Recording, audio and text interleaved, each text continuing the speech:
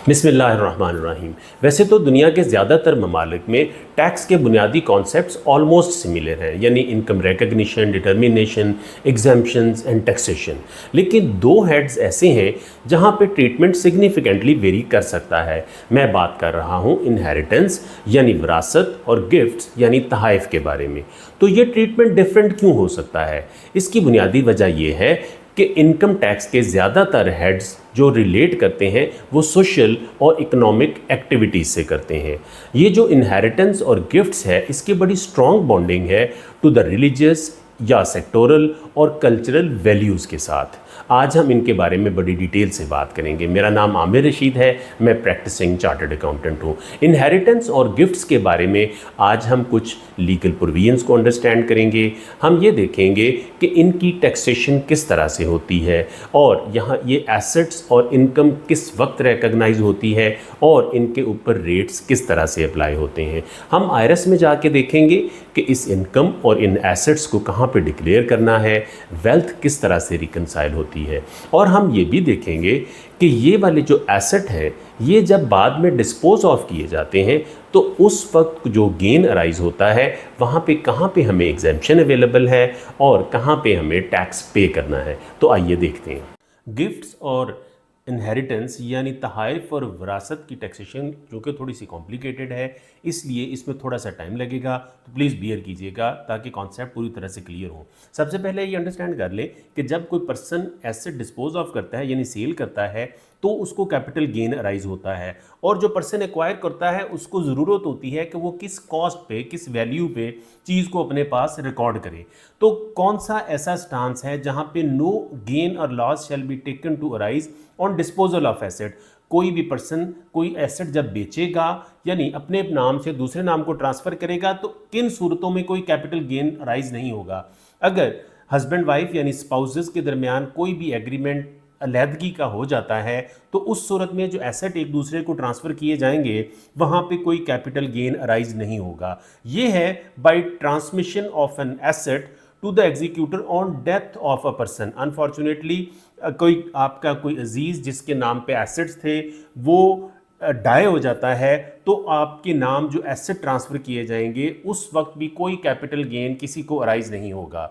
दूसरी सूरत ये है कि by reason of a gift of an asset to the relative, किसी भी रिलेटिव को जब गिफ्ट किया जाता है एसेट तो उस वक्त जो गिफ्ट करने वाला पर्सन होता है उसको कोई कैपिटल गेन अराइज नहीं होता। यहाँ पे और भी कुछ सिचुएशंस हैं लेकिन हम उनको for the time being ignore कर रहे हैं ताकि हम प्रॉपरली इनहेरिटेंस और गिफ्ट के ऊपर फोकस कर सकें।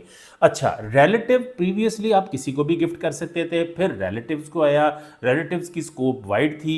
इस दफ़ा उन्होंने क्या किया है कि कुछ साल पहले रिलेटिव की स्कोप को उन्होंने बिल्कुल नैरो कर दिया। Just like blood relation, relative in relation to an individual means an ancestor, आपके कोई अबाव अजदाद या आपके बच्चे ऑफ एनी ग्रैंड पेरेंट्स और an adopted child of an individual और of a spouse of the individual. आपके जो अबाव अजदाद हैं और जो आपके पोते पोतियाँ या बच्चे हैं वो रिलेटिव की डेफिनेशन में शामिल हैं।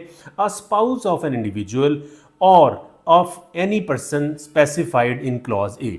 ऊपर दिए गए जो लोग हैं इनके जो हस्बैंड और वाइफ यानी मियाँ बीवी होते हैं वो भी रिलेटिव की डेफिनेशन में शामिल है। तो ये बड़ा इंपॉर्टेंट अंडरस्टैंड करना है यहाँ पे कि गिफ्ट जो एक्सचेंज होगा अगर हम उसके ऊपर कोई गेन लॉस नहीं लेना चाहते तो वो सिर्फ और सिर्फ इस रिलेटिव के दरमियान एक्सचेंज हो सकता है। उसके बाद हम देखते हैं कि कॉस्ट क्या इनकर की जाएगी जब एसेट आपको रिसीव होगा एज ए गिफ्ट या विरासत में इनहेरिटेंस के तौर पे। वो क्या है? नो गेन और loss shall be taken to arise on disposal of an asset between, ये हम पढ़ चुके हुए हैं। अब हम देखते हैं कि जो पर्सन एक्वायर कर रहा है एसेट यानी जिसको एसेट मिलेगा उसके क्या ट्रीटमेंट होगी। दो सूरतों की, एक तो वो ये कहता है कि जो एसेट एक्वायर किया जाएगा उसका कैरेक्टर सेम होगा, यानी अगर वो घर आ रहा है तो वो घर के तौर पे ही लेगा, अगर प्लॉट आ रहा है तो प्लॉट लेगा, बिजनेस आ रहा है तो बिजनेस लेगा, अगर कोई इंडस्ट्रियल यूनिट आ रहा है तो इंडस्ट्रियल यूनिट लेगा, अगर कमर्शियल प्रॉपर्टी है तो कमर्शियल प्रॉपर्टी लेगा। यानी एसेट का कैरेक्टर चेंज नहीं होगा। जैसे ही उस पर्सन ने ट्रांसफ़र किया, जो पर्सन एक्वायर कर रहा है, जिसको रिसीव कर रहा है, वो भी सेम लेगा।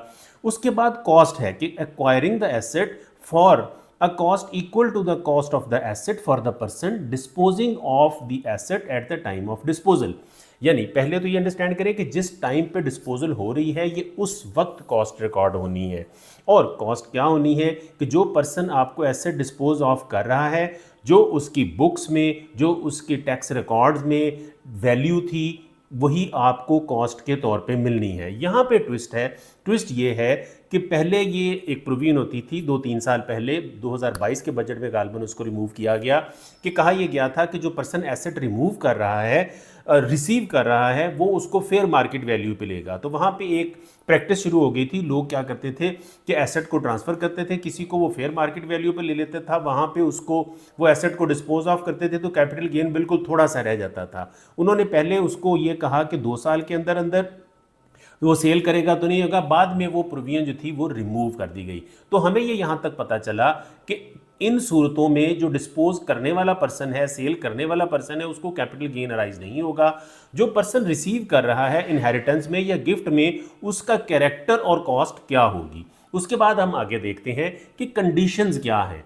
वो ये कहता है कि any amount received as a loan, as advance, deposit, for issuance of shares और गिफ्ट। हमारा टॉपिक चूंकि गिफ्ट है, हम गिफ्ट को एम्फेसाइज करते हैं। By a person in a tax year from an other person not being a banking company और financial institution otherwise than by crossed cheque. यानी अगर बैंकिंग चैनल के अलावा कोई गिफ्ट रिसीव होता है तो वो गिफ्ट नहीं माना जाएगा, यानी उसकी टैक्सेशन एग्जेम्प्ट नहीं होगी, वो सारे का सारा आपकी इनकम बन जाएगा। तो ये 2 कंडीशंस हो गई यहाँ पे कि एक तो जो आपको गिफ्ट है वो क्रॉस बैंकिंग चैनल के जरिए आना चाहिए अगर मनी ट्रांसफ़र हो रही है, और उस पर्सन के पास NTN भी होना चाहिए। अच्छा, दूसरी सूरत क्या है कि ये कहाँ जाएगा अगर ये वाली कंडीशंस मीट नहीं है, तो फिर ये आपकी अदर इनकम बन के टैक्स हो जाएगा। तो गिफ्ट के लिए एक तो रिलेटिव से आना चाहिए, दूसरा क्रॉस बैंकिंग चैनल होना चाहिए अगर कैश वगैरह एक्सचेंज हो रहा है, और उस पर्सन के पास भी NTN होना चाहिए। अच्छा, टाइम ऑफ डिक्लेरेशन क्या है जब हम गिफ्ट रिसीव करते हैं? टाइम ऑफ डिक्लेरेशन ये है कि a person who holds an asset shall be treated as having made a disposal of the asset at the time the person parts with ownership of the asset. यानी एक person जब अपने asset की ownership किसी और को transfer कर देता है तो ये समझा जाएगा कि उसने एसेट गिफ्ट कर दिया है, और उसी वक्त वो अगला बंदा जो रिसीव कर रहा है वो एसेट रिसीव कर लेगा। यानी टाइम आपने उस डिक्लेरेशन अपनी टैक्स रिटर्न्स में, अपने अकाउंटिंग रिकॉर्ड में उसको उस वक्त एंटर करना है। When the asset is sold, exchange or transferred, distributed, cancelled, redeemed, relinquished, lost, हमारा कंसर्न ये है the transmission of an asset by succession यानी इनहेरिटेंस। आप जब इनहेरिटेंस के तौर पे आपको through NADRA record, through court order मिलता है, और अंडर अ विल एक शख्स अपनी ज़िंदगी में कोई वसीयत भी कर जाता है जो शरिया के लॉ के अंडर आती हैं, shall be treated as disposal of asset by the deceased at the time the asset is transmitted. यानी एक जो गॉड फॉरबिड फौत होने वाला बंदा है, उसकी सक्सेशन में, विरासत में, या अगर कोई वसीयत करके जाता है, जब एसेट ट्रांसफ़र किया जाता है तो उस वक्त कहा जाता है कि ये एसेट अब आपको, आपने गिफ्ट दे दिया और जो रिसीव कर रहा था उसने गिफ्ट रिसीव कर लिया। यहाँ पे पर्सनल एसेट को थोड़ा फोकस करना ज़रूरी है। पर्सनल एसेट वो होता है जो होली और एक्सक्लूसिवली पर्सनल यूज़ के लिए हो। उसके बाद कुछ थोड़ी सी फर्दर कॉस्ट की प्रोविजंस भी हैं, क्विकली ज़रा देख लेते हैं, फिर हम एक्सेल में जाके देखते हैं कि हमने इसको किस तरह से करना है, और फिर हमने इसको IRS में भी देखना है। तो वो ये कहता है कि except as otherwise provided in this section shall establish the cost of an asset. अगर आपने एसेट खरीदा और उसकी कॉस्ट वहाँ कहीं पे डिक्लेयर हुई नहीं हुई थी, जो बंदा ट्रांसफ़र कर रहा था, ये ज़्यादातर ज़रूरी ज़मीनों के केस में होता है कि कोई कॉस्ट होती नहीं, तो उस वक्त फिर आप फेयर मार्केट वैल्यू को अपनी कॉस्ट बना लेंगे। बाद में आपने उसके ऊपर कोई एक्सपेंसेस किए तो वो भी आपकी एसेट की कॉस्ट बन जाएगा। कोई एक्सपेंसेस आपने इंप्रूव किए या उस लेते वक्त, या बाद में उसको आपने अल्टर या इंप्रूव किया, तो वो भी आपकी एसेट की कॉस्ट बन जाएगी।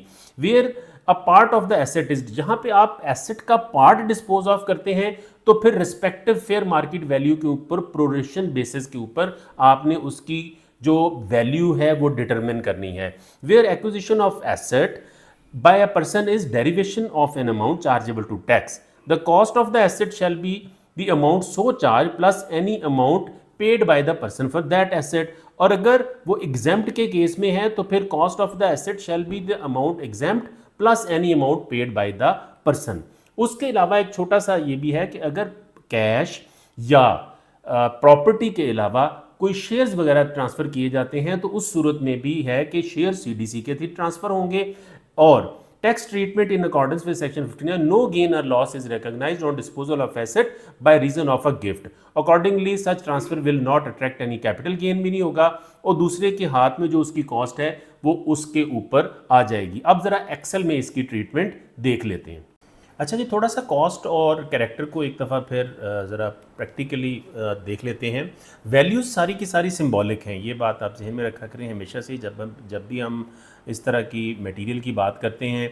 बस अब देखें ये कि एक पर्सन जो प्रॉपर्टी ट्रांसफ़र कर रहा है, जो अगर उसकी प्रॉपर्टी एग्रीकल्चर है और उसने कोई वैल्यू ट्रांसफ़र डिक्लेयर नहीं की हुई, तो ये एग्रीकल्चर प्रॉपर्टी की जो कैरेक्टर है वो एग्रीकल्चर प्रॉपर्टी ही आएगा। और फेयर मार्केट वैल्यू आप उस सूरत में देंगे जब जो पिछला पर्सन था जिससे प्रॉपर्टी गिफ्ट हो रही है या इनहेरिटेंस में आ रही है, उसने वहाँ पे कोई वैल्यू शो नहीं की हुई थी। अगर कोई प्लॉट है, लाइक जिसका बहरिया टाउन में प्लॉट है, तो वो एज़ इट इज़ ही आ जाएगा। और अगर उसकी 1 करोड़ की कॉस्ट है तो एज़ इट इज़ 1 करोड़ रुपए की कॉस्ट जिसको ट्रांसफ़र किया जा रहा है उसकी बुक्स में या उसके अकाउंटिंग रिकॉर्ड में भी उसी तरह से ही आएगी। ये गुलिस्तान जौहर कराची का अगर प्लॉट है 25 मिलियन का है तो ये भी एज़ इट इज़ ही आएगा। अगर आपको कोई गाड़ी इनहेरिटेंस में या गिफ्ट में मिलती है तो वो भी उसी कैरेक्टर के साथ आएगी, यानी टाइप के साथ आएगी, और वैल्यू भी सेम होगी। कोई गोल्ड या ज्वेलरी वगैरह मिलती है। अच्छा, ये बात जहन में रखें, बड़ी इंपॉर्टेंट है। यहाँ पे वो टिपिकल एक आता है कि यहाँ पे हमारे यहाँ इनहेरिटेंस जो है वो सेक्ट के हिसाब से वेरी करती है। तो आपको अपना नादरा से जो सर्टिफिकेट लेना है उसमें आपका अगर एक से ज़्यादा जो वरसा हैं तो आपको नादरा से अपना शेयर आइडेंटिफाई करवाना है, या आपको जो कोर्ट से ऑर्डर मिलता है सक्सेशन का वो लेना है। दोनों ही चल जाते हैं। आजकल नादरा का जो सक्सेशन सर्टिफिकेट है उससे भी काम। अच्छा जी, अब हम आ जाते हैं जो 3 बहुत इंपॉर्टेंट क्वेश्चंस हमसे पूछे जाते हैं कि क्या जो पर्सन ट्रांसफ़र कर रहा है, जो पर्सन सेल कर रहा है, 236C का वो टैक्स पे करेगा, यानी ट्रांसफरर जो है वो at the time of sale of property क्या वो गिफ्ट और इनहेरिटेंस में भी जब प्रॉपर्टी पास ऑन कर रहा है तो क्या उस वक्त देगा, तो वो नहीं देगा। अगर आप उसके साथ हम देख लेते हैं जो पर्सन एक्वायर कर रहा है प्रॉपर्टी, क्या वो 236K का यानी eight the time of purchase of जो इमूवेबल प्रॉपर्टी है क्या वो वाला वो टैक्स देगा, तो वो भी नहीं देगा। अगर आप प्लेन रीडिंग करेंगे इनकम टैक्स ऑर्डिनेंस की रेलेवेंट सेक्शंस की तो वहाँ पे कोई एक्सेप्शंस नहीं दी हुई। ये 2 सर्कुलर्स हैं FBR के, एक 2015 का है, एक 2017 का है, जिसमें FBR ने क्लियर किया हुआ है कि जिन लोगों का हमने जो पीछे पढ़ा कैपिटल गेन राइज नहीं होता बिटवीन द स्पाउसेस, इनहेरिटेंस और जो गिफ्ट है, तो इस केस में फिर 236C का और 236K का जो टैक्स है वो भी नहीं देना। इसी तरह से जो पर्सन ट्रांसफ़र कर रहा है उसका कैपिटल गेन अराइज ही नहीं होना, तो इसने कैपिटल गेन भी टैक्स भी नहीं पे करना।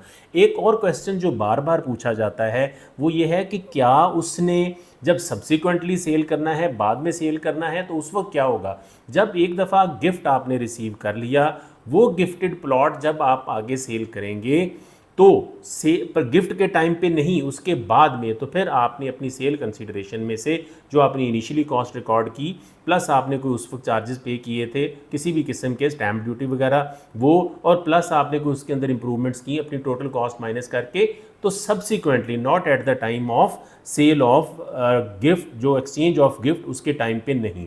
IRS में अगर आप आएँ तो आपने अपनी रिटर्न नॉर्मल वे में सारी की सारी फाइल करनी है, कंप्यूटेशंस फाइल करनी है। जो एसेट आपने एक्वायर किया वो आपने अपनी एसेट की जो फॉर्म है उसके अंदर डाल देना है। कोई भी एसेट जो आपने एक्वायर किया है, जैसे हम एसेट आम रिकॉर्ड करते हैं, उसके बाद आपने उसकी अमाउंट को रिकंसाइल कैसे करना है ये देखें। आप रिकंसिलेशन में जाएंगे, यहाँ पे इनहेरिटेंस का एक लाइन मौजूद है, यहाँ पे उसकी वैल्यू लिखें, इनहेरिटेड वैल्यू आपके पास आ जाएगी।